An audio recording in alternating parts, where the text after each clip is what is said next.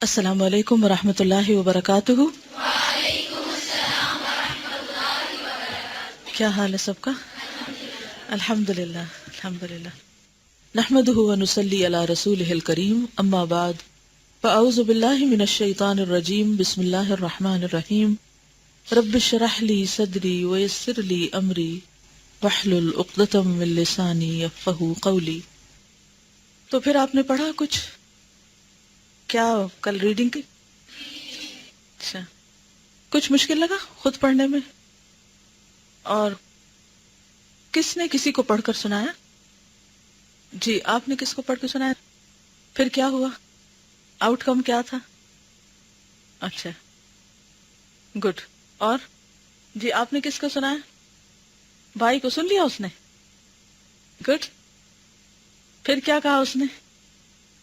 Good, بہت اچھا کیا، کیونکہ انہیں کہ کتاب ساتھ لے کر جائیں، کیونکہ خالی اگر لکھ کے لگایا تو ویسے یہ حدیث ہم نشے کے لیے پوسٹر بھی بنا سکتے ہیں، کیونکہ اس کی اویئرنیس عام ہونی چاہیے۔ گڈ۔ جی آپ؟ الحمدللہ۔ جی آپ؟ گڈ گڈ، ماشاء اللہ۔ اور باقیوں نے کیا کیا؟ آرام؟ ہاسٹل میں رہنے والوں نے کیا کیا؟ خود پڑھا بس؟ آپ یہ بھی تو کر سکتے تھے نا کہ دو لوگ بیٹھ جاتے، ایک پیرا ایک پڑھتا، دوسرا شخص دوسرا اس کو سناتا، ایک پہلے کو سناتا، پہلا دوسرے کو سناتا، تو اس سے یہ ہے کہ پھر انسان زیادہ بہتر طور پر یعنی دونوں کام ہو جاتے ہیں۔ تو کل آپ ایسا ہی کیجئے انشاءاللہ تعالی۔ جی، آپ نے کس کو سنایا؟ جی، یہ کہتے ہیں کہ اگر ہمیں خود ہی پڑھنا ہے، خود کو ہی سنانا ہے، تو پھر کسی ریکارڈر میں اس کو ریکارڈ بھی کر کے ذرا اپنا دوبارہ تھوڑا سا سن لیں، کہ جب ہم کسی کی سمع خراشی کرتے ہیں تو کیسا لگتا ہے۔ تو اچھا آئیڈیا ہے، اپنی غلطیاں خود زیادہ پتہ چلتی ہیں پھر۔ جی، اور خیال بھی نہیں آیا کچھ پڑھنے کا یا سنانے کا کسی کو؟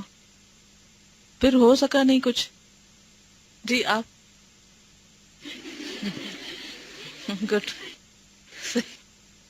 یہ کہتی ہیں کہ انہوں نے اپنی بیٹی کو سنایا اور ان کو سمجھایا کہ آپ نے میرے مرنے کے بعد کس طرح میرے لیے دعا کرنی ہے، انہوں صرف اپنے لیے انہوں نے بیٹھ جاؤ۔ بات تو صحیح ہے۔ اور بک لے کر گئی لیکن ماحول نہیں بن سکا۔ تھوڑی سی آج مزید ایک قدم اور جرت کریں۔ پتہ کیا، جرت کی بھی ضرورت ہوتی ہے۔ بعض اوقات ہم انتظار کرتے رہتے ہیں کہ کب اچھا موقع ہے، اور وہ آتا ہی کوئی نہیں۔ تو پھر کیا کرنا پڑے گا؟ اگر موقع نہیں ملتا، موقع نہیں بنتا، تو انتظار ہی رہے گا۔ پھر کیا کریں گے؟ چلیے آج یہ کر کے دیکھیں، لکھ لیں اپنے پاس، یہ ہوم ورک ہے، کرنا ہے اس کو، اس کے بغیر جان نہیں چھوٹے گی۔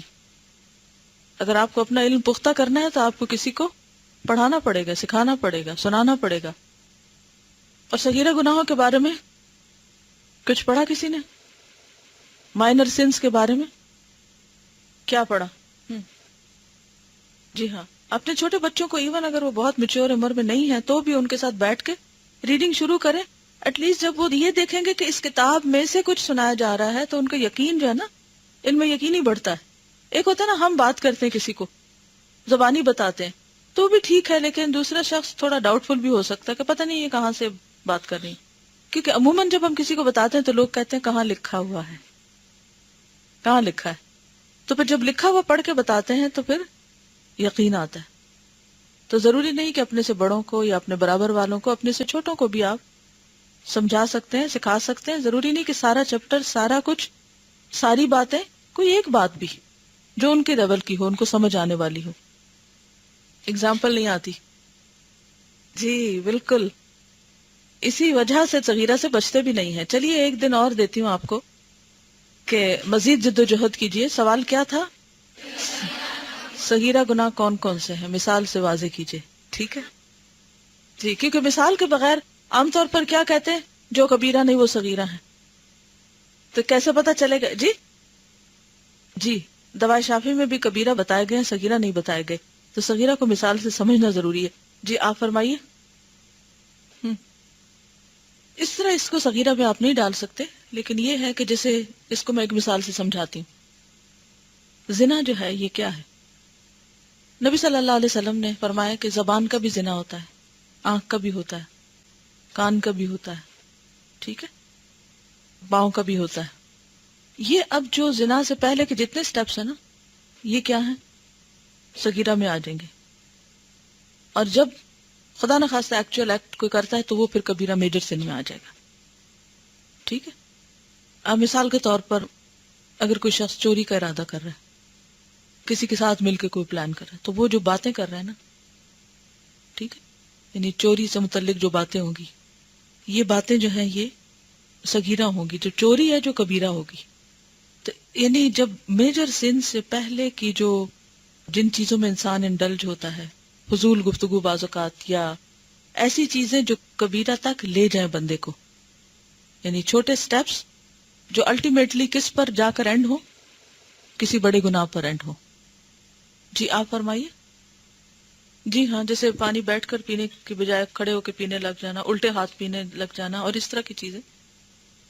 نہیں تو کیا لکھا ہے انہوں نے؟ جی ہاں، ہر وہ چیز جو اللہ سبحانہ و تعالیٰ کو ناپسند ہو لیکن اس پر کوئی اسپیسیفک پنشمنٹ نہیں بتائی گئی ہو، کرس نہ کیا گیا ہو، کوئی وعید نہ ہو، تو وہ صغیرہ ہوتے ہیں. یعنی جو چیزیں اللہ تعالیٰ کو پسند نہیں. مثلا ان اللہ کرہ لکم، ماشاء اللہ، قیل وقال. تو اب یہ کیا ہے؟ کرہ لکم، ناپسندیدہ چیز ہے نا، ڈس پلیزنگ اللہ سبحانہ و تعالیٰ. تو یہ قیل و قال جو ہے فضول باتیں، یہ بھی اس میں آ جاتی ہیں. کثرت السؤال، اضاعت المال، بیکار چیزیں خریدا، ونڈو شاپنگ کرنا، جا کے فضول چیزیں خریدتے چلے جانا. ٹھیک ہے. اب یہ ہے کہ اگر آپ روز ایک اس طرح کے کام شروع کر دیں گے، اس کا نتیجہ کیا ہوگا؟ اگر کثرت کلام ہوگی، بحث مباحثے ہوں گے، فضول خرچی تو خیر بہت بڑی بات ہے، یعنی مال کو ایسے ضائع کر دینا. اچھا، مال ضائع کرنے میں کیا آتا ہے؟ فضول خرچی تو شیطان کے بھائی ہیں، وہ تو بہت بڑی بات ہے. فضول خرچی نہیں ہے اس سے مراد. فضول خرچی is part of it but not only فضول خرچی. کسی چیز کی ضرورت نہیں تو پیسے ہی لے لینا، وہ بھی ٹھیک تو نہیں، لیکن یہ کہ اس میں وہ اتنی بڑی بات نہیں ہے. لیکن اضاعت المال میں ہم واقعی توجہ نہیں کرتے. اب میں چند ایک مثالیں دوں گی، پھر آپ ذرا سوچئے. پانی کھلا چھوڑ دینا، اور لائٹس آن چھوڑ دینا. پانی کھلا چھوڑنے میں پوری ٹیپ نہ بھی کھلی ہو تو قطرہ قطرہ. اور کھانا ضائع کرنا، تھوڑا سا کھانا اور باقی چھوڑ دینا.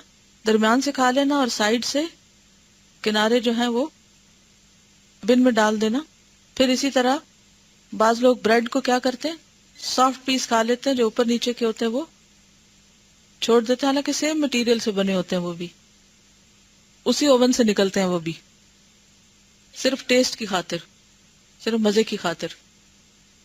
جی اپنے کاغذوں کو ضائع کرنا، ان کے اوپر فضول چیزیں لکھنا، یا یہ کہ ایک لائن لکھنی ہے پورا پیج نکال لینا اور ایک لائن لکھ کے اور باقی پھاڑ کے پھینک دینا، یا ایک طرف سے لکھنا اور ایک طرف سے خالی چھوڑ کے پرنٹنگ میں جیسے کاغذ ضائع کرتے ہیں. تو یہ بہت ساری چیزیں جو ویسٹیج میں آتی ہیں، یہ سب اضاعت المال ہے. اور کہاں ہوتا ہے اضاعت المال؟ مثلا آپ سیب چھیل رہے ہیں تو بہت سے لوگ کیا کرتے ہیں، کیسے چھیلتے ہیں؟ بہت موٹا چھلکا چھیل دیتے ہیں. اس میں ایک تو یہ کہ وہ وٹامنز وغیرہ ضائع ہو جاتے ہیں، دوسرے اضاعت المال. اب یہ چھلا ہوا جو چھلکا ہے یہ جائے گا کہاں؟ بن میں، ضائع. اسی طرح اور کہاں کہاں؟ ضرورت سے زیادہ کپڑے بنوا کے پھر کبھی نہ ان کو پہننا اور نہ کسی کو دینا. جی آپ گڈ. اب آپ دیکھیں نا، آپ کا دماغ کام کرنے لگ گیا. چاول بھگوتے ہیں اور دھونے میں بہت سے پانی کے ساتھ ہی بہا دینا. کیا ہم ان چھوٹے چھوٹے گناہوں کا دن میں خیال کرتے ہیں، سوچتے ہیں؟ اب آپ خود سوچئے کہ اگر روزانہ آپ ایک سرٹن اماؤنٹ آف رائس اسی طرح ضائع کرتے جائیں پھر کیا ہوگا اینڈ آف دا ڈے؟ ایک مہینے میں کتنے ہو جائیں گے کہ جن کو ایک شخص پیٹ بھر کے کھا بھی سکتا ہے. فیشن کی خاطر گلاس میں جوس یا پانی یا دودھ چھوڑ دینا. ہر روز ایک گھونٹ بچائیں آپ. کہاں بات جاتی؟ کیونکہ چھوٹے چھوٹے اکٹھے ہو کر بہت زیادہ بن جاتے ہیں. جی آپ ایک کپ دھونا ہے، ایک چمچ دھونا ہے تو کتنا کھولتے ہیں پانی؟ اچھا بہت سے لوگ ٹوتھ برش کرتے وقت، یہ تو اکثر لوگوں کو دیکھا گیا کہ وہ ٹیپ کھلی چھوڑتے، 5 منٹ اگر برش کر رہے تو 5 منٹ ٹیپ کھلی رہے گی. آپ کو پتا 5 منٹ تو بالٹی بھر جائے. اگر آپ اس پانی کو ناپیں کس قدر آپ ریسورس ضائع کر رہے ہیں. اور جی چھوٹا چھوٹا صدقہ ہو جاتا ہے. یہ مجھے یاد کرا رہی ہے کہ جب میں روٹی بناتی تھی تو میں اپنے ہاتھوں کے آٹے کو بھی پانی میں نہیں دھوتی تھی، اس کو اتار کے، تو پھر وہ سوکھا آٹا جو روٹی پکاتے وقت اڑ جاتا ہے نا، اس کو اکٹھا کر کے اس کے ساتھ ملا کے تو وہ چڑیا کو ڈال دیتی تھی. ایک برتن میں رکھا ہوا تو اسپیشل اس کام کے لیے کہ وہ ادھر ادھر نہ جائے، کیونکہ اگر ادھر ادھر بکھرا تو وہ گیا. پھر ہم کیا کرتے ہیں، کپڑے سے پوچھتے یا پانی سے بہا دیا، ختم. اب آپ دیکھیں کہ قیامت کے دن ایک ذرہ نیکی جو ہے وہ بھی کام آئے گی نا. وَمَن يَعْمَلْ مِثْقَالَ ذَرَّةٍ خَيْرًا يَرَهُ. تو ہم کہتے ہیں یہ کیا کنجوسی، اس کا کیا کرنا. اچھا اسی طرح بعض لوگ جیسے دودھ ابالتے ہیں اور بعض اوقات دودھ اچھا والا نیچے ہوتا ہے، اس کو ایک دفعہ پانی اور ڈال کے اسے بھی استعمال کیا جا سکتا ہے جیسے کھنگال کے، لیکن اس کو کھانا ڈالیں گے بس ایسے الٹا لیں گے اور کتنا کتنا کھانا برتن میں لگا رہتا ہے اور اس کو پانی کے نیچے رکھ دیتے ہیں. جی جی 1 کپ چائے بنانی ہے تو 1.5 کپ پانی ڈال دیں گے. اچھا پانی کو ابالیں گے بھی، وہ ابلا ہوا پانی پھر باقی پھینک دیں گے. بھئی ابالنے پہ آپ کی گیس خرچ ہوئی ہے اور گیس کی کتنی لوڈ شیڈنگ ہو رہی ہے کہ پھر ضرورت کے وقت نہیں ہوتی چیز. جی بس گرمیوں میں پنکھا، سردیوں میں ہیٹر چلے جا رہا ہے. یہ سب چیزیں کس وجہ سے؟ میں سستی. اور سستی کس چیز کا دروازہ کھولتی ہے؟ شیطان کا. کیونکہ اس سستی میں ہم وہ کام کرتے ہیں جو اللہ سبحانہ تعالیٰ کو پسند نہیں. اگر ہم صرف یہ یاد رکھیں نا، ان اللہ کرہ لکم، اللہ نے تمہارے لیے ناپسند کیا ہے. قیل وقال وکثرت السؤال واضاعت المال. استعمال کریں جتنا بھی کریں، اس میں ممانعت نہیں ہے. اپنی ضرورت پوری کریں، بندوں کی ضرورت پوری کریں. پھر آپ دیکھیں کہ بعض اوقات نہانے میں ہم بہت غیر ضروری پانی استعمال کرتے ہیں، وضو کے لیے غیر ضروری پانی استعمال کرتے ہیں. نبی صلی اللہ علیہ وسلم نے وضو کے لیے بھی کتنے پانی کی سنت جاری کی. جی اب آپ دیکھیں کہ ایون اگر آپ دریا پہ بھی بیٹھے ہو تب بھی ضائع نہ کرو. تو مال کا ضائع کرنا، ریسورسز کا ضائع کرنا، آج دنیا میں کس قدر مسائل ہیں انوائرمنٹ کے. پولوشن کا مسئلہ کس وجہ سے؟ پانی کے ذخائر کم ہو رہے ہیں اور بہت سی چیزیں کم ہو رہی ہیں یا مس یوز ہو رہی ہیں. جتنا فتنہ فساد ہے، وہ آتا ہے نا، ظہر الفساد فی البر والبحر بما کسبت اید الناس، کہ سمندر اور خشکی میں فساد پھیل گیا لوگوں کے ہاتھوں کی کمائی کی وجہ سے، لوگوں کے کرتوتوں کی وجہ سے، ان کے اپنے کیے کی وجہ سے. تو پھر اگر مصیبتیں اور مشکلات آتی ہیں تو کیوں آتی ہیں؟ کل لن یصیبنا الا ما کتب اللہ لنا. وہ آتا نا، وما اصابکم من مصیبت فبما کسبت ایدیکم. جی آپ جی خطا بالکل. جی ہاں، جیسے کوئی غلطی ہو گئی آپ سے، ارادہ نہیں تھا، بس ہو گئی آپ سے نا، تو وہ بھی پھر یعنی چونکہ آپ کی نیت نہیں تھی وہ کرنے کی اور آپ سے وہ غلط کام ہو گیا. ایک تو نا ارادہ ہو اور پھر اس کے بعد آپ کا دل بھی چاہتا اور پھر آپ موقع کی تلاش میں ہو، وہ الگ ہے. لیکن ایک یہ ہے کہ آپ کچھ ایسا تھا نہیں، مثلا بات کچھ تھی اور آپ نے کچھ اور بیان کر دی جبکہ آپ کا ارادہ نہیں تھا وہ اس طرح بیان کرنے کا، بھول ہو گئی. اب دیکھیے فضول گفتگو تو ویسے ہی منع ہے، اور اگر اس کو فون پر کیا جائے اور فون کارڈ خرید کر تو اس میں 2 گناہ ہو گئے. ایک فضول گفتگو ہو گئی اور دوسرا اضاعت المال ہو گیا. جی اچھا اسی طرح ایک اور چیز، 5 روپے کی چیز لینی ہو اور 50 روپے کا پیٹرول خرچ کر کے بندہ جائے. چھوٹی چھوٹی چیزوں کے لیے گاڑیاں دوڑاتا رہے بغیر مقصد کے. جی شابش. یہ بھی آپ نے پڑھا ہوگا کہ صغیرہ گناہوں پر اگر اصرار کیا جائے تو وہ کبیرہ بن جاتے. یعنی چھوٹی چھوٹی غلطیاں جن کو انسان غلطیاں ماننے کو تیار نہ ہو اور کیے چلے جائے اور ہٹ دھرمی سے کیے چلے جائے تو وہ چھوٹے بھی بڑے بن جاتے ہیں. جی حسد از کبیرہ. جی وہ اس صورت میں کہ جب انسان پوری کوشش کر چکے اور کچھ اثرات دل میں باقی رہ جائے تو وہ پھر اللہ تعالیٰ اس کو نزع کا مطلب ہوتا ہے کھینچ کے نکال دینا، تو وہ نکال دیے جائیں گے. جی بالکل. جب ہم باتیں فضول کرتے ہیں تو ہماری انرجی لگ رہی ہوتی ہے. اسی طرح بیکار کے کاموں میں وقت ضائع کر رہے ہیں تو ہماری انرجی لگ رہی ہے، تو وہ بھی اس میں شامل ہو جاتا ہے. جی بالکل. یعنی کل جب میں نے صغیرہ گناہوں کے بارے میں پوچھا تو میجورٹی نے کبیرہ گناہ بتائے. تو اس کا مطلب یہ ہے کہ ہم کبیرہ گناہوں کے بارے میں کانشیس ہی نہیں ہیں، ان کو بھی ہم صغیرہ سمجھے ہوئے ہیں جبکہ وہ کبیرہ ہیں.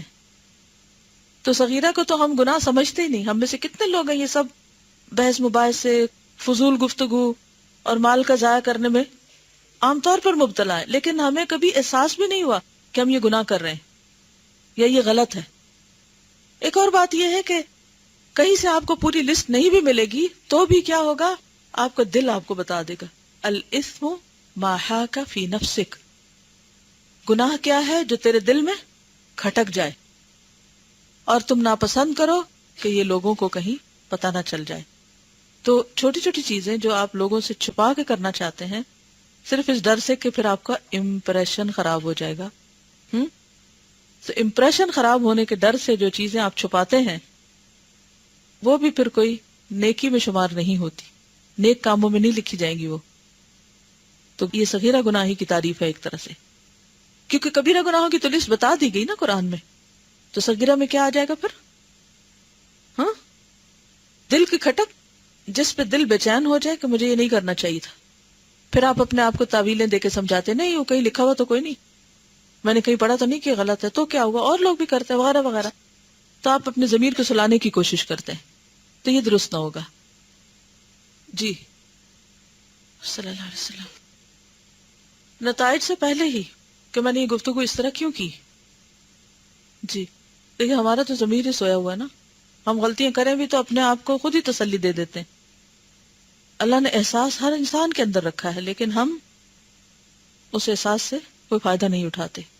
چلیے آگے چلیں. جی آپ کچھ کہنا چاہتے ہیں؟ جی ہاں، جی بالکل. یہ پہلے بھی ایک دفعہ گفتگو ہوئی تھی کہ جو بھی آپ کا وقت گزر رہا ہے، یا آپ اس میں اچھا کام کر رہے ہیں یا آپ اس میں کوئی برا کام کر رہے ہیں، یا آپ اس کو ضائع کر رہے ہیں. تو اگر مال ضائع کرنا برا ہے تو وقت ضائع کرنا نیکی تھوڑی ہوگا. جی آپ بالکل.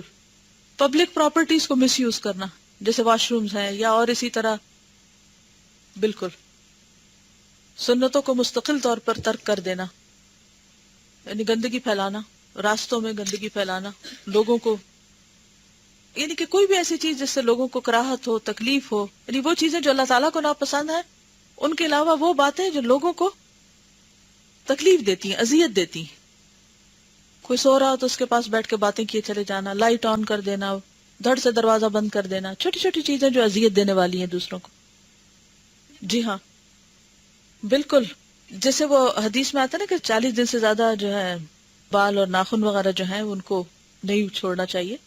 اب بہت سارے لوگ فیشن کی خاطر لمبے لمبے ناخن رکھے رکھتے ہیں، کاٹتے ہی نہیں، پورے نہیں کاٹتے. اگر کاٹیں گے تو ہلکے پھلکے ان کو تراش لیں گے، لیکن کاٹیں گے نہیں. جی یہ بات شیئر کرنے کی کہہ رہی تھی جس ٹائم نے کہا کہ ماحول نہیں بنتا. تو کل ہم سب فرینڈ جو ہے وہ پنڈی شاپنگ کرنے جا رہے تھے. تو ویسے میری روڈ پہ بہت زیادہ رش ہوتا ہے، لیکن وہ بہت فائدہ مند ثابت ہوا. وہ بالکل بھی میری بات نہیں سن رہی تھی، اور میں یہ بک ساتھ لے کے گئی تھی اور میں صرف جسٹ اپنی ریڈنگ کر کہ ایک نے مجھے دیکھا تو اس نے کہا کہ رک جاؤ، وہ کیا پڑھ رہی ہے، ہم اس کو سن لیتے.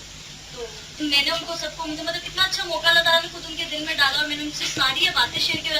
اور مجھے پھر گھر سے فون آیا کہ اس وقت آیا کی طبیعت ٹھیک نہیں، تم وہاں جاؤ. اور جب میں وہاں گئی تو میری مدد وغیرہ سب تھی، عیادت کرنے کا بھی ایک ثواب ملا، اور وہاں جب گئی تو مجھے وہاں بھی جا کے اس کو شیئر کرنے کا. ویری گڈ، ماشاء اللہ، بہت اچھا. تو میرے خیال سے کہ ماحول انسان کو خود بنانا پڑتا ہے. ماحول بنانا پڑتا ہے. پڑھ ہی رہی تھی تو اللہ تعالیٰ نے ان کے دل میں ڈال. بالکل، انہوں نے بڑی اچھی ٹپ بتائی ہے ماحول بنانے سے متعلق، کہ بعض اوقات آپ کسی کو نہیں بھی کہہ سکتے یا ماحول نہیں بھی بنتا تو آپ خود پڑھنا شروع کر دیں، کہ جب آپ پڑھنے لگیں گے تو پھر سب کو تجسس بھی ہوگا کہ یہ تم کیا پڑھ رہی ہو سکتا ہے کہ کوئی دوسرا ایک دوسرے کو چپ کرائے کہ وہ کچھ پڑھ رہی ہے تو اسے پڑھنے دو. اور پھر یہ کہ لوگ بعض اوقات رسمن تکلفن بھی پوچھ لیتے ہیں کیا پڑھ رہی ہیں آپ. تو جب کوئی خود پوچھے گا تو کتنا اچھا موقع ہوگا بتانے کا پھر. اور پھر آپ دیکھیے کہ جب بھی کوئی مشکل لگنے لگے نا کوئی چیز، جب بھی نہ ہو پا رہی، فوراً اللہ تعالیٰ کو پکارنے لگے کہ اللہ تعالیٰ آپ ان کے دل میں ڈالیں، آپ موقع پیدا کر دیں، آپ آسانی کر دیں، مجھے کرنا ہے، بس آپ مجھ سے کروا لیں. تو آپ دیکھیں ہو جائے گا انشاءاللہ. اصل بات یہ کہ آپ کی تڑپ کتنی ہے نا، آپ کیا چاہتے ہیں. کوئی بہت بڑا سٹیج لگانے کی ضرورت نہیں ہوتی نیکی پہنچانے کے لیے. جی ڈرائنگس، ہاتھ سے خود ڈرا کرنے کی بات آ رہی. کیمرہ اور ہاتھ کی ڈرائنگ میں فرق ہے. کیمرہ تو ایک عکس ہے، لیکن ہاتھ کی ڈرائنگ یہ ہے کہ انسان ایک طرح سے تخلیق کر رہا ہے، تو اس کی شدت زیادہ ہے. جی پلانٹس ڈرا کر سکتے ہیں، یعنی کہ نان لیونگ تھنگز آپ ساری ڈرا کر سکتے ہیں، صرف جاندار چیزیں نہیں جن میں جان ڈالی جائے گی. ٹھیک ہے، ان دونوں میں فرق ہے.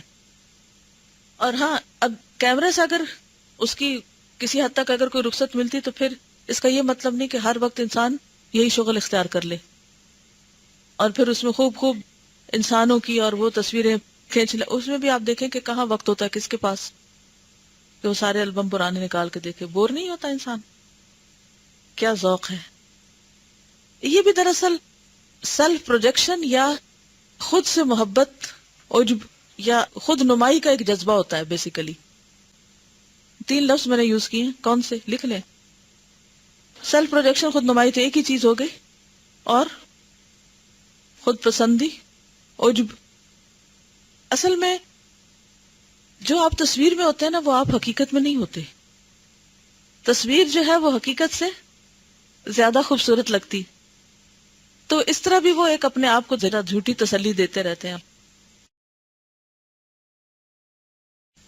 چلیے، نحمده ونصلی علی رسولہ الکریم، اما بعد، فاعوذ باللہ من الشیطان الرجیم، بسم اللہ الرحمن الرحیم، رب اشرح لی صدری ویسر لی امری واحلل عقدۃ من لسانی یفقہوا قولی. صفحہ نمبر 88، آخری پیراگراف. صحیح بخاری میں حضرت ابو ہریرہ رضی اللہ عنہ سے مروی ہے کہ حضرت صلی اللہ علیہ وسلم نے ارشاد فرمایا کہ جہنم پر پل کھڑا کیا جائے گا، برج، اور سب سے پہلے اس پر سے میں گزروں گا. اب جا کے آپ اپنے بچوں سے پوچھ سکتے ہیں، کیا تمہیں معلوم ہے کہ پل صراط پر سب سے پہلے کون گزرے گا؟ دیکھیے کتنے لوگ جواب دے سکتے ہیں صحیح.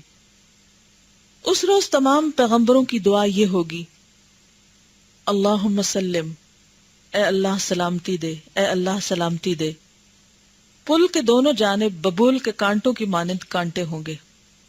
ببول ایک کانٹے دار درخت ہے، تو اس سے تشبیہ دے کے فرمایا کہ اس طرح کے کانٹوں جیسے کانٹے ہوں گے، اور لوگ اپنے اپنے اعمال کے مطابق ان سے الجھیں گے جب ان کے پاس سے گزریں گے.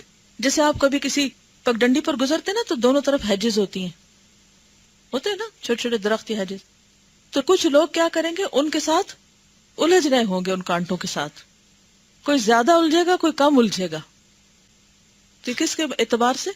اعمال کے اعتبار سے، اعمال کے مطابق.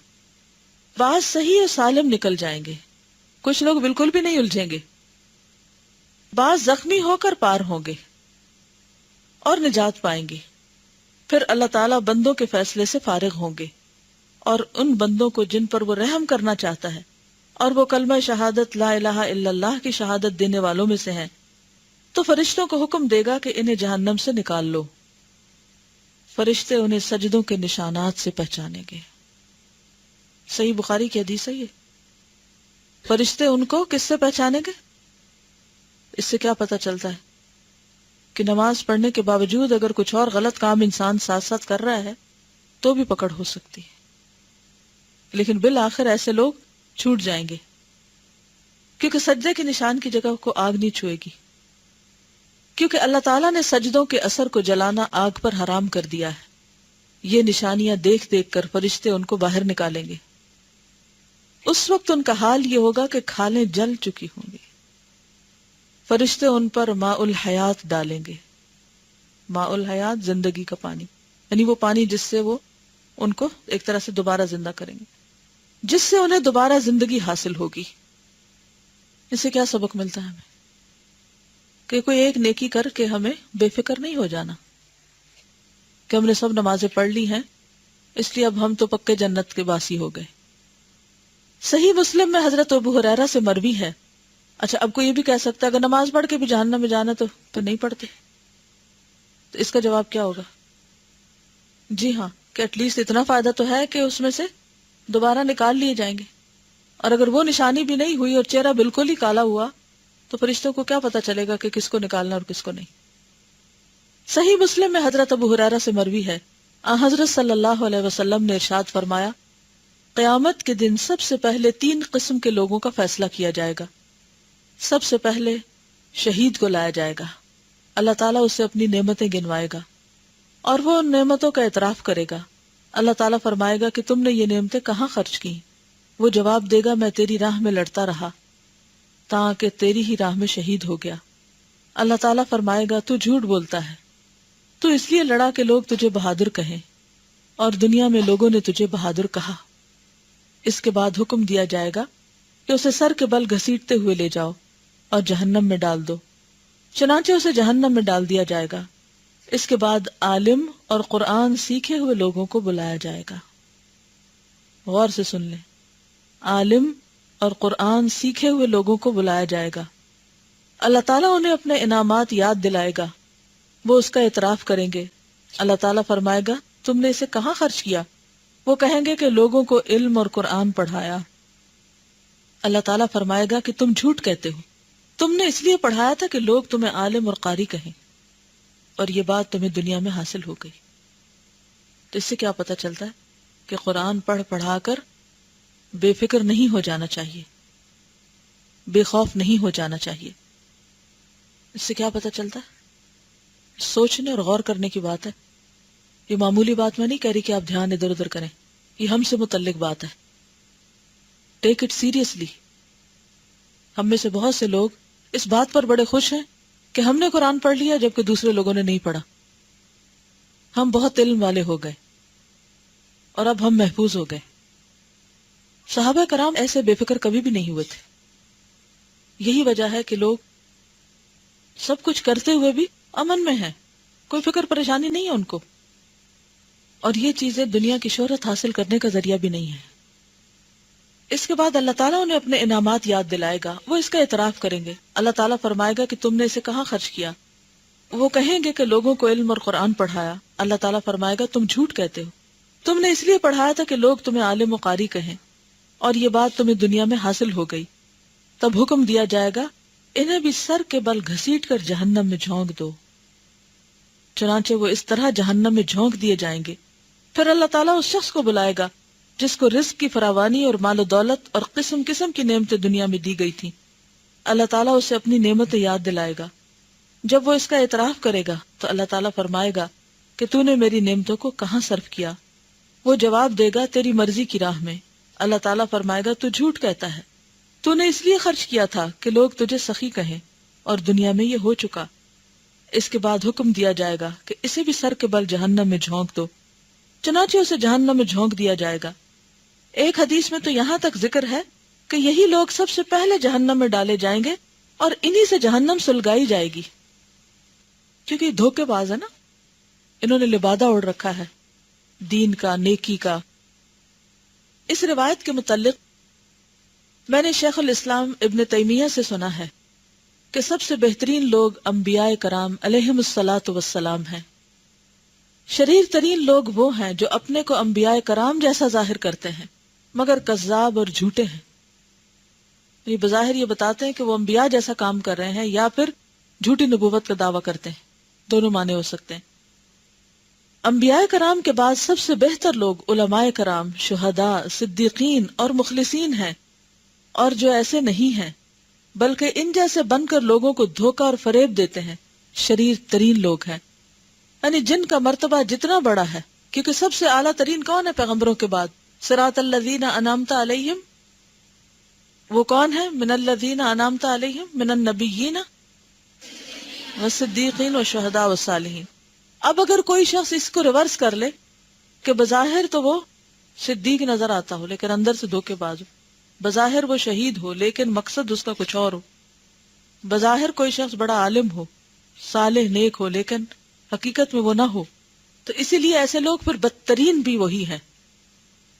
حضرت ابو ہریرہ سے مروی ہے کہ حضرت صلی اللہ علیہ وسلم نے ارشاد فرمایا، من کانت عندہ لأخیہ مظلمۃ فی مال او عرض فلیأتہ فلیستحلھا منہ قبل ان یؤخذ وليس عنده دینار ولا درہم فإن كانت له حسنات أخذ من حسناته فأوتیہا وإلا أخذ من سیئاتہ، یہ سیئات نہیں سیئاتہ ہے، جیسے حسنات ہی ہے.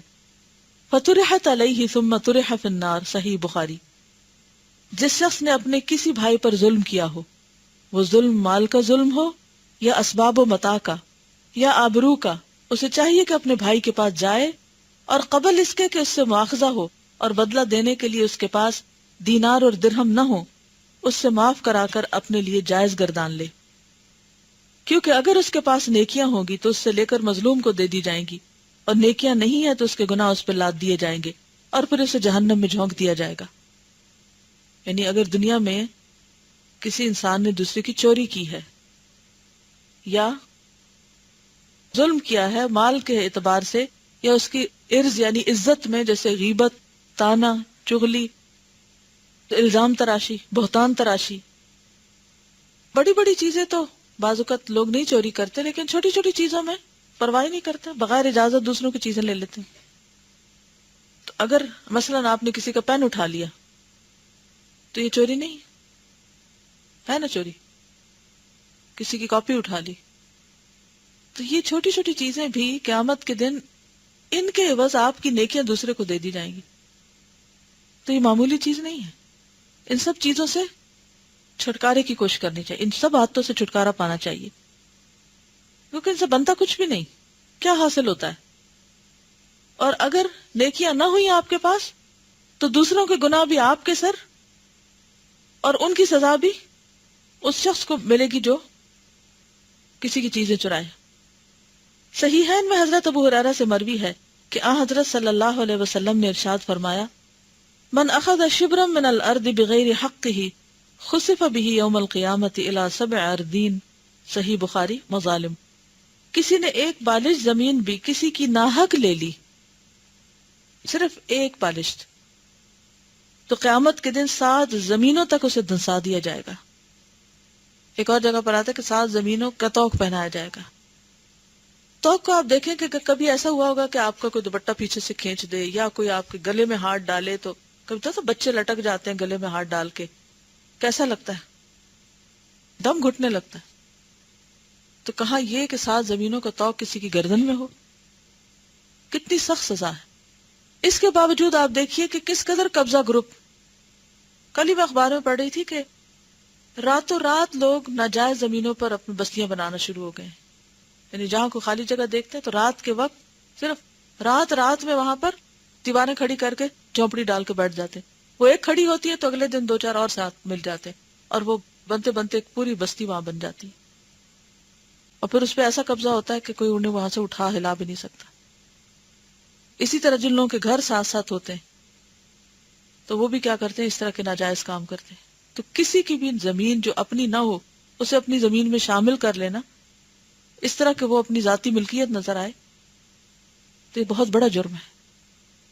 حضرت ابو ہریرہ سے مروی ہے کہ حضرت صلی اللہ علیہ وسلم نے ارشاد فرمایا، نارکم ھذہ التی توقدون جزء من 70 جزءا من نار جہنم، صحیح بخاری. جو آگ تم دنیا میں جلاتے ہو یہ جہنم کی آگ کا 70واں حصہ ہے. صحابہ نے عرض کیا، اللہ کی قسم، عذاب کے لیے تو یہی آگ کافی ہے؟ یعنی دنیا کی آگ بھی بہت سخت ہے، کہا یہ کہ یہ 69 ٹائم اس سے زیادہ ہو جائے. آپ نے فرمایا جہنم کی آگ دنیا کی آگ سے 69 یعنی 69 حصے زیادہ ہے، اور جس کا ایک ایک حصہ اس کے برابر ہے.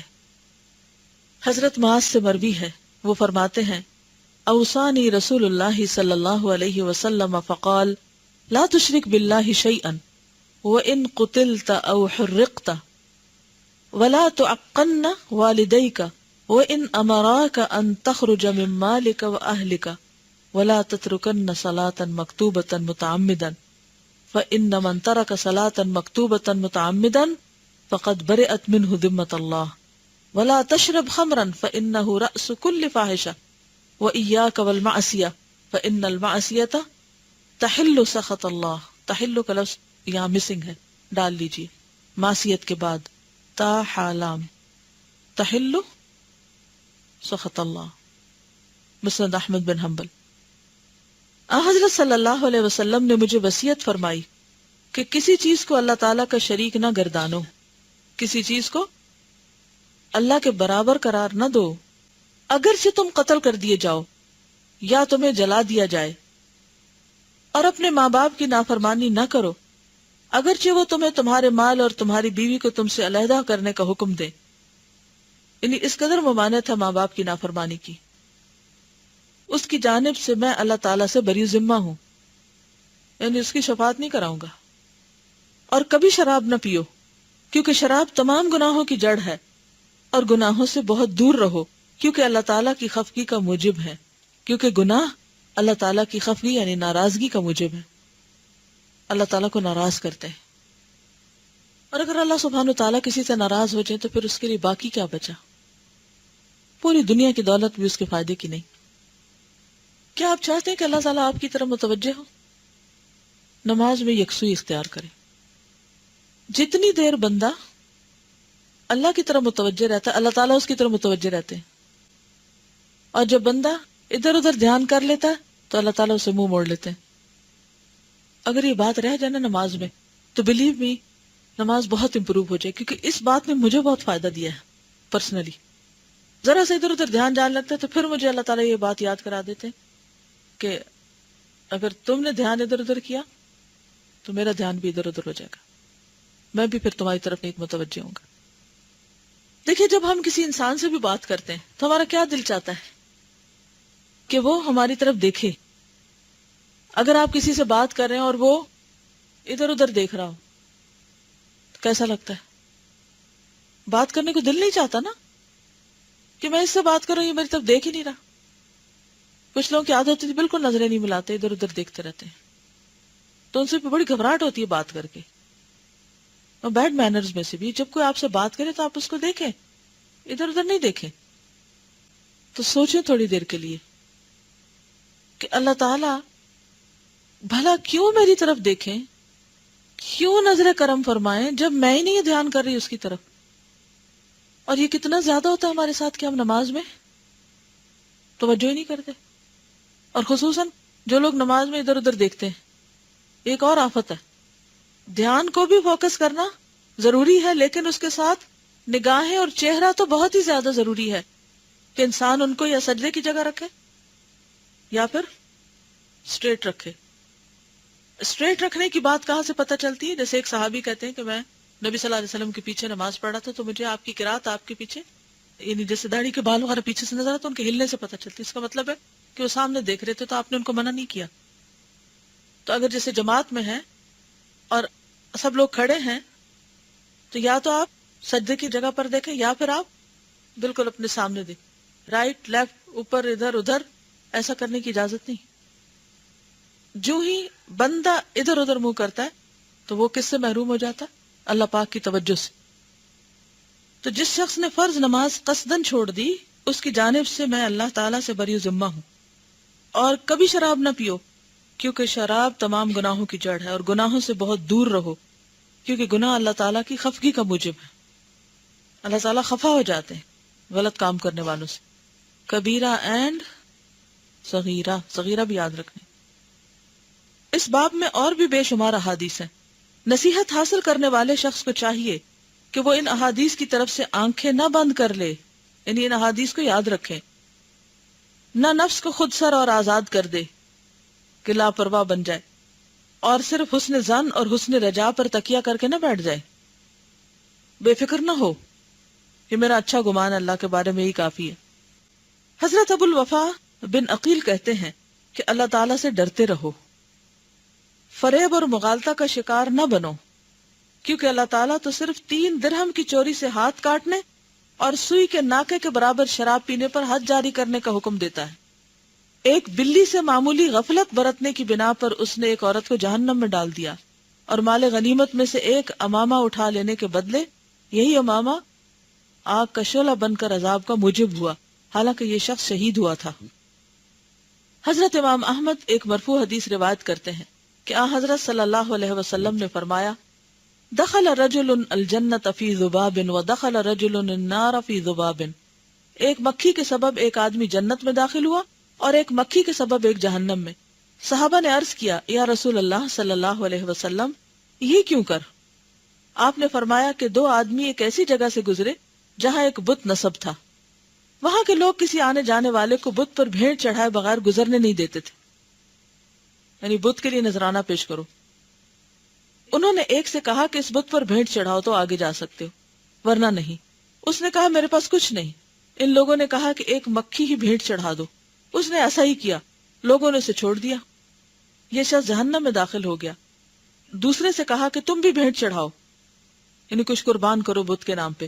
اس نے کہا میں اللہ تعالیٰ کے سوا کسی پر بھیڑ نہیں چڑھاتا. ان لوگوں نے اسے قتل کر دیا. یہ شخص جنت میں داخل کیا گیا. انسان کبھی منہ سے ایسا کلمہ بول دیتا ہے جس سے وہ جہنم کا ایندھن بنتا ہے، اور بہت سے فریب خوردہ، یعنی اپنے آپ کو سیلف ڈسپشن کا شکار، فریب خوردہ لوگ مال و دولت اور اللہ تعالیٰ کے دنیاوی انعامات کے مغالطے میں آ کر یہ سمجھنے لگتے ہیں کہ اللہ تعالیٰ ان سے راضی ہے. یعنی بعض لوگوں کے پاس اگر دنیاوی طور پر انہوں نے بہت ترقی کر لی، اچھی جابز مل گئی، یا بڑی شہرت ہو گئی ان کی، یا یہ کہ بہت مال ہو گیا ان کے پاس، یعنی کوئی بھی چیز جو دنیاوی نعمت میں سے ان کو زیادہ مل گئی، تو اس سے وہ اور دھوکے میں پڑ جاتے ہیں کیا کہ اللہ ان سے بڑا خوش ہے اور انہیں وہ دوست رکھتا ہے اور آخرت میں اس سے بھی زیادہ انعامات سے نوازے گا. لیکن یہ تمام باتیں محض اوہام یعنی وہم اور دھوکہ ہے. امام احمد بن حنبل جو یہاں تک روایت کرتے ہیں کہ حضرت صلی اللہ علیہ وسلم نے ارشاد فرمایا اذا رأيت الله عز وجل يعطي العبد من الدنيا على معاصيه ما يحب فإنما هو استدراج. مسند احمد بن حنبل. جب تم دیکھو کہ اللہ تعالیٰ کسی ایسے بندے کو دنیا دیتا ہے جو گناہوں میں ڈوبا ہوا ہے، سوچیں ذرا، جب تم کسی ایسے شخص کو دیکھو کہ بڑا مال والا ہے مگر گناہ پر گناہ کیے چلے جا رہا ہے، پھر بھی بہت کچھ ہے اس کے پاس، تو سمجھ لو کہ یہ استدراج ہے. اس کے بعد حضرت صلی اللہ علیہ وسلم نے آیت تلاوت فرمائی. استدراج کا کیا معنی؟ ڈھیل ہے. یہ حجت بہت لوگ پیش کرتے ہیں نا کہ فلاں بھی تو ممالک کی یعنی دنیا کے مختلف حکومتوں کی جن کو پاور ملی ہے دنیا میں، ان کی مثالیں دیتے ہیں کہ وہ مسلمان بھی نہیں ہیں اور ان کے پاس دیکھو دنیا میں کیا کچھ ہے، اور ہمارے پاس ہم اللہ اللہ کرتے ہیں پھر بھی ہمارے پاس کچھ نہیں. یا انسانوں کی مثالیں دیتے ہیں کہ فلاں شخص میں ہر برائی ہے پھر بھی وہ اتنا مالدار ہے، جس کا مطلب ہے وہ اللہ کا پسندیدہ ہے. نہیں، یہ اللہ نے اس کو ڈھیل دی ہوئی ہے، یہ اس کی آزمائش ہے، امتحان ہے، لیکن بہت کم لوگ اس بات کو سمجھتے ہیں. اس کے بعد حضرت صلی اللہ علیہ وسلم نے یہ آیت تلاوت فرمائی فَلَمَّا نَسُوا مَا ذُكِّرُوا بِهِ فَتَحْنَا عَلَيْهِمْ أَبْوَابَ كُلِّ شَيْءٍ حَتَّى إِذَا فَرِحُوا بِمَا أُوتُوا أَخَذْنَاهُمْ بَغْتَةً فَإِذَا هُمْ مُبْلِسُونَ. سورۃ الانعام. پھر جس سے ان کو آگاہ کیا گیا وہ بھول بیٹھے تو ہم نے بھی ان کو مغالطے میں ڈالنے کے لیے ان پر طرح طرح کی نعمتوں کے دروازے کھول دیے، یہاں تک کہ جو نعمتیں ان کو دی گئی تھی جب ان کو پا کر خوش ہوئے یکایک ہم نے انہیں پکڑا اور عذاب کا آنا تھا کہ وہ بے آس ہو کر رہ گئے، یعنی مایوس ہو گئے. ان کے پاس خوب خوشحالی تھی کہ جب پکڑ آئی تو ایک دم مایوسی طاری ہو گئی کہ اللہ میری مدد نہیں کرے گا. اور پھر خاص طور پر جب قوم اس طرح پکڑی جاتی ہے کوئی. بعض سلف صالحین فرماتے ہیں کہ اگرچہ تم گناہوں میں ڈوبے ہوئے ہو پھر بھی اللہ تعالیٰ تمہیں اپنی نعمتوں سے نواز رہا ہے، اور تمہیں اللہ تعالیٰ سے بہت ہی ڈرنا چاہیے کیونکہ یہ استدراج ہے اور اللہ تعالیٰ کی جانب سے امتحان ہے. اللہ تعالیٰ کا یہ ارشاد ہے وَلَوْلَا أَن يَكُونَ النَّاسُ أُمَّةً وَاحِدَةً لَجَعَلْنَا لِمَن يَكْفُرُ بِالرَّحْمَنِ لِبُيُوتِهِمْ سُقُفًا مِّن فِضَّةٍ وَمَعَارِجَ عَلَيْهَا يَظْهَرُونَ وَلِبُيُوتِهِمْ أَبْوَابًا وَسُرُرًا عَلَيْهَا يَتَّكِئُونَ وَزُخْرُفًا وَإِن كُلُّ ذَلِكَ لَمَّا مَتَاعُ الْحَيَاةِ الدُّنْيَا وَالْآخِرَةُ عِندَ رَبِّكَ لِلْمُتَّقِينَ. سورۃ الزخرف. اور اگر یہ بات نہ ہوتی کہ سب لوگ ایک ہی طریقے کے ہو جائیں گے تو دنیا کے ساز و سامان ہمارے ہاں اس قدر حقیر ہیں کہ جو لوگ منکر رحمان ہیں ان کے لیے ان کے گھروں کی چھتیں ہم چاندی کی کر دیتے، اور چاندی کے زینے یعنی سیڑھیاں کہ ان پر چڑھتے اترتے، اور چاندی ہی کے ان کے گھروں کے اندر دروازے، اور چاندی ہی کے تخت کے ان پر تکیے لگا کر بیٹھتے، اور چاندی کے نہیں بلکہ سونے کے بھی، یہ سب کچھ ہم انہیں دے دیتے. یہ تمام اسی دنیا کی زندگی کے فائدے ہیں، اور آخرت تمہارے پروردگار کے ہاں پرہیزگاروں ہی کے لیے ہے.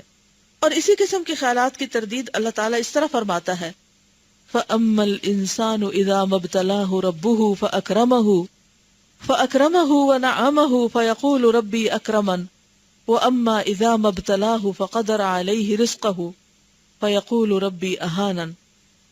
سورۃ الفجر آیت 15 اور 16. لیکن انسان کا یہ حال ہے کہ جب اس کا پروردگار اسے آزماتا ہے، اسے عزت اور نعمت دیتا ہے، تو وہ کہتا ہے میرا پروردگار میری تکریم کرتا ہے، یعنی عزت کرتا ہے. اور جب وہ اسے آزماتا ہے، اس کی روزی اس پر تنگ کر دیتا ہے، تو وہ بڑبڑاتا ہے میرا پروردگار مجھے ذلیل کرتا ہے.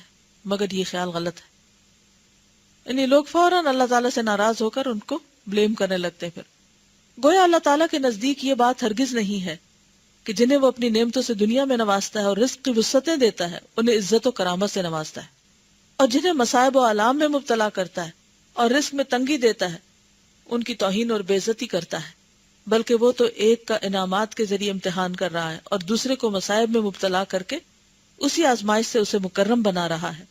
یہ روایت مسند احمد بن حنبل میں ہے کہ حضرت صلی اللہ علیہ وسلم نے فرمایا ان اللہ یعطی الدنیا من یحب ومن لا یحب ولا یعطی الایمان الا من یحب. مسند احمد 387 صفحہ.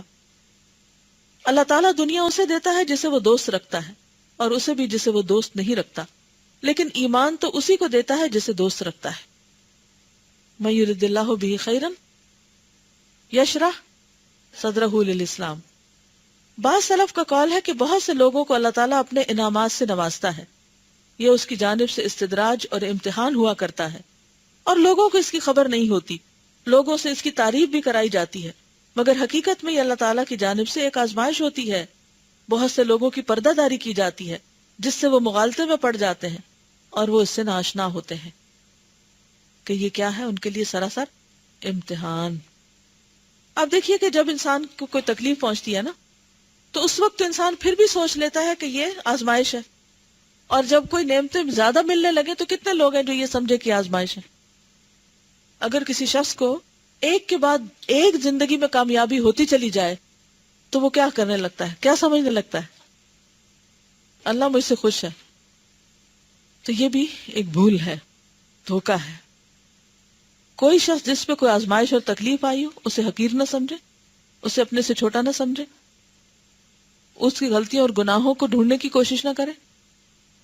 اور اسی طرح جس پر بہت نعمتیں اور خوشحالی ہو تو اس پر بھی رشک نہ کرے. کوئی معلوم نہیں وہ اس کا کتنا سخت امتحان ہے. ہر حال میں اللہ کی رضا پر راضی رہیں. وآخر دعوانا ان الحمد للہ رب العالمین. سبحانک اللہم وبحمدک نشہد ان لا الہ الا انت نستغفرک ونتوب الیک. السلام علیکم ورحمۃ اللہ وبرکاتہ.